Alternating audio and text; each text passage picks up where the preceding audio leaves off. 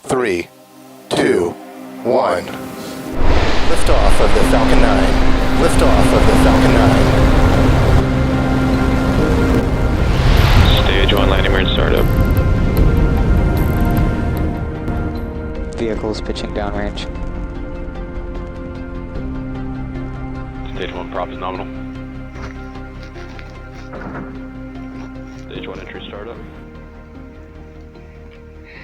No se puede negar que en la naturaleza del ser humano siempre existió una gran inquietud por ir hacia el horizonte en búsqueda de lo que hay más allá.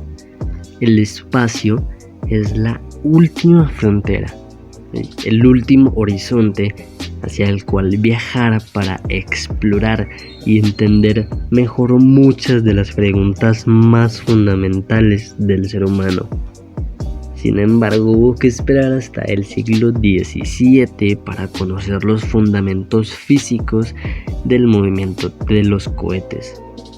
La experimentación llevó a la elaboración de diseños y tecnologías cada vez mejores que, aunque inicialmente y aún se utilizan con fines militares, todo este avance sirvió también para lograr todo tipo de hitos espaciales, como lanzar el primer hombre al espacio, pisar la luna, crear estaciones espaciales, entre otra gran infinidad de sucesos y avances científicos.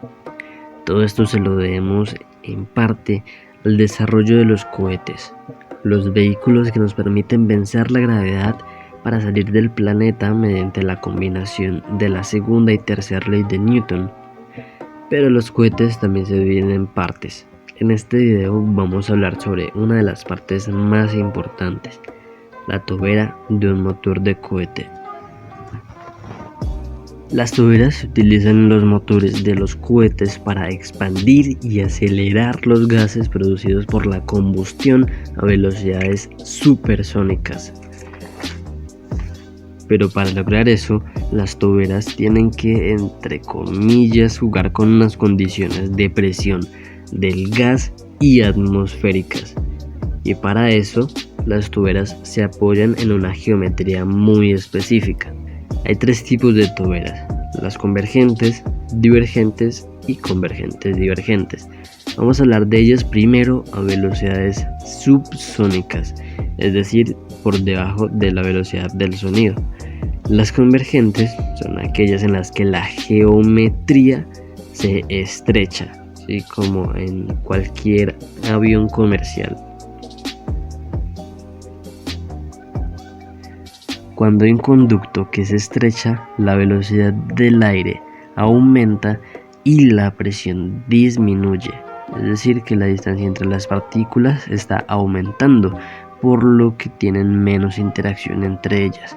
Pero cuando el aire va por un conducto que se agranda, la velocidad del aire disminuye y la presión aumenta, es decir, que la distancia entre las partículas disminuye, interactuando más entre ellas. La tobera en este caso es la divergente, en la que la geometría se agranda. Pero ahora, cuando vamos a velocidades supersónicas, es totalmente al revés. Cuando se quiere aumentar la velocidad del aire, lo que hay que hacer es agrandar la geometría. Entonces, ¿qué sucede? Hay una ecuación fundamental que lo que indica básicamente es que el cambio de la velocidad va a depender del cambio del área con respecto al número de Mach. Con esta podemos entender mucho mejor el funcionamiento de una tobera convergente divergente, que es esta la que principalmente nos interesa, ya que son este tipo de toberas las que se implementan usualmente en todos los cohetes. Las toberas convergentes divergentes tienen tres partes, que para explicarlo también creé un recurso en la plataforma de Tinkercad para que se entendiera mejor, y que igual lo dejo en la descripción ya que se encuentra público en la plataforma.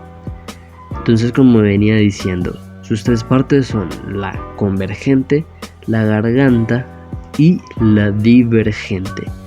¿Sí?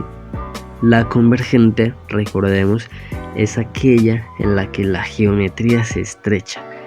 Por lo tanto, las condiciones para que la ecuación de velocidad se valide es que el flujo que proviene de la cámara de combustión vaya a una velocidad tal que el número de Mach sea menor a 1.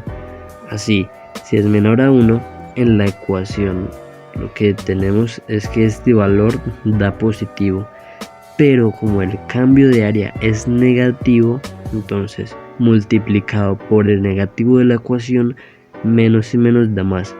Todo ese término de la derecha nos da positivo, que indica que el cambio en la velocidad es positivo, entonces la velocidad aumenta. Luego llegamos a la garganta, y lo que indica la ecuación es que el aire solo puede ir a la velocidad del sonido cuando haya un mínimo en la geometría. Si llegamos a Mach 1 en la ecuación, lo que podemos ver es que se indetermina, porque termina quedando 1 sobre 0, por lo tanto, para que se valide la ecuación, el área debe permanecer constante. Es por eso que en la tobera, en la parte de la garganta, el área no tiene un cambio. Y por último, la parte divergente. Una vez alcanzamos Mach 1, necesitamos seguir aumentando la velocidad por encima de Mach 1. Por lo tanto, utilizamos una parte divergente. Así que el área se incrementa. Entonces, en la ecuación, si tenemos Mach mayor a 1, todo ese valor queda negativo. Y si eso se multiplica por el otro valor que queda negativo, ya que el cambio en el área es positivo, entonces menos y menos da más, por lo tanto el cambio en la velocidad es positivo, ¿sí? La velocidad aumenta. Así que ya saben por qué se utilizan tuberas convergentes divergentes en los cohetes. Ahora vamos a ver un recurso en GeoGebra en el que diseñamos también la forma básica de una tubera convergente divergente. Para eso, entonces usamos una combinación de superficies cuádricas o cuadráticas, las cuales son las gráficas de superficies en el espacio análogas a las secciones cónicas en R2. Son de segundo grado y tenemos 3 variables.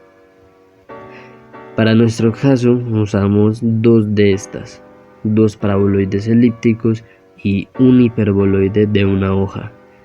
Para la parte convergente, suponemos que la cámara de combustión se encuentra arriba del eje Z positivo, por lo que primero encontramos es el paraboloide elíptico morado, con ecuación de 2 más x al cuadrado sobre 2 más y al cuadrado sobre 2, que lo que indica es que es un paraboloide de base circular con desplazamiento en el eje Z positivo de 2 unidades.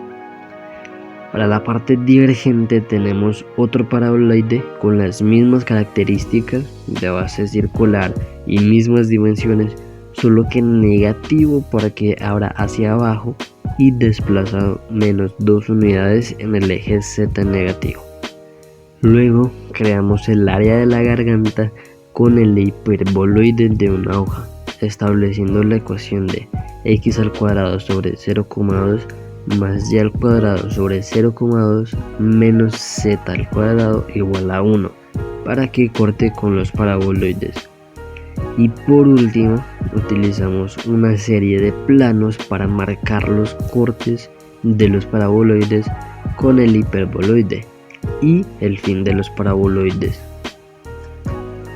Para finalizar, podríamos llegar a calcular el volumen de salida del gas calculando el volumen del paraboloide que marca la parte de la tubera divergente.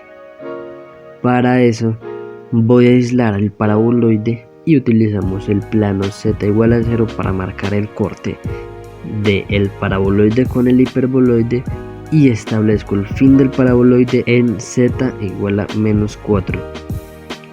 Así, para establecer la integral, para plantearla, tenemos que z va desde 0 hasta menos 4. Luego observamos la figura y nos damos cuenta que esta da toda la vuelta, por lo que el ángulo θ va desde 0 hasta 2pi. Y por último necesitamos el radio, pero el radio depende de z, por lo que para hallar este utilizamos la ecuación del paraboloide, que es z igual a 1 menos x al cuadrado sobre 2 más y al cuadrado sobre 2. Esto se factoriza y tenemos que z es igual a 1 menos x al cuadrado más y al cuadrado, todo eso sobre 2. Y para pasar de cartesianas a polares convertimos a x al cuadrado más y al cuadrado a r cuadrado, por lo que nos queda que z es igual a 1 menos radio al cuadrado sobre 2. Pero como ya dijimos, r tiene que quedar dependiendo de z, por lo que despejamos y queda que el radio es igual a raíz de 2 menos 2 por z. Y para saber desde dónde empieza, si decimos que empieza desde z igual a 0, reemplazamos z en la ecuación del radio que acabamos de hallar. Nos quedaría que el radio es raíz de 2.